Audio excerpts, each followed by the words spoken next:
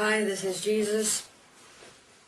Yes, I am a being that actually did come to earth and express myself, and I'm here to communicate about the actual experience of Jesus.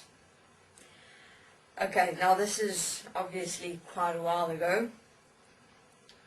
In the dimensional existence, there were beings who,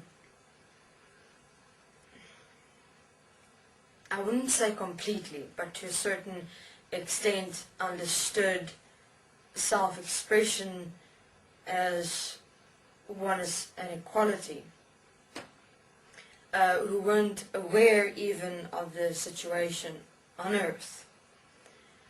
And this was me in the dimensions. I was a dimensional being, and we were quite a strong few, but really just a handful. And I'd say we were those on the planet who, we weren't on a planet, we were more in a dimensional existence, who understood who we are in self-expression.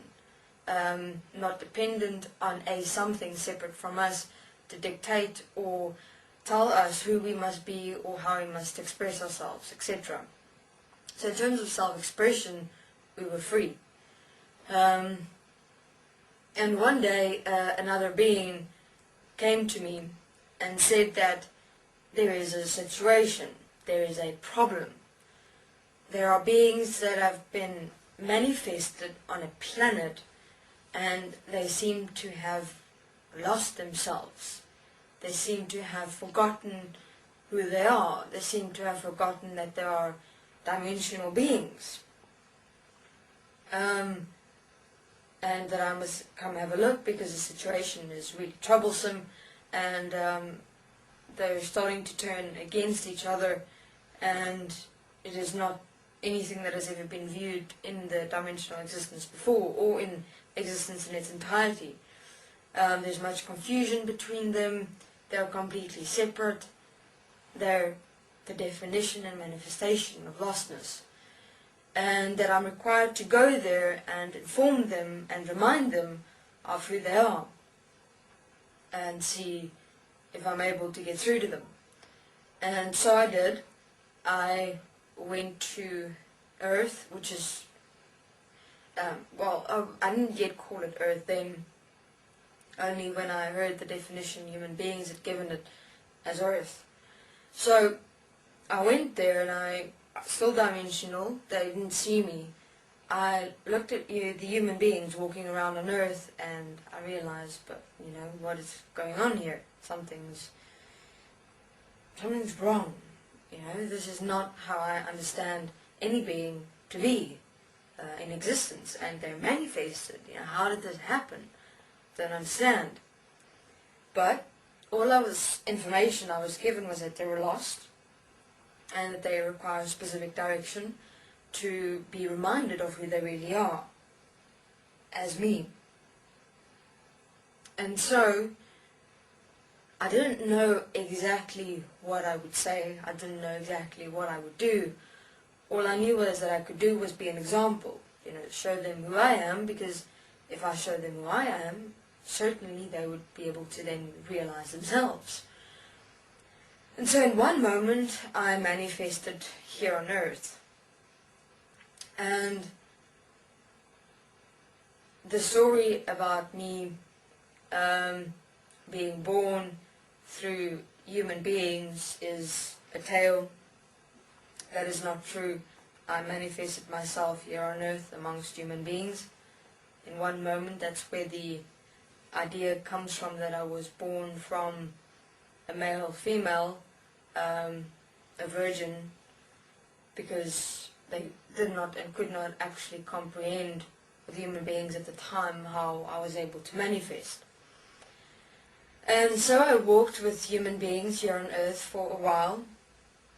I gathered many human beings to follow me, but follow me from the perspective of becoming what I present to them as an example, as one and equal with me. That is the definition of following, but even the word following has been abused extensively by humanity even through the ages. Following, even in the Bible terms, are completely misinterpreted. Following is not following in terms of a blind belief in that which something represents, or that which a human being represents, or even that I myself represent. No. What does following in someone's footsteps mean? Following in someone's footsteps means to practice, live, apply, become that which the being represents, equal and one with you.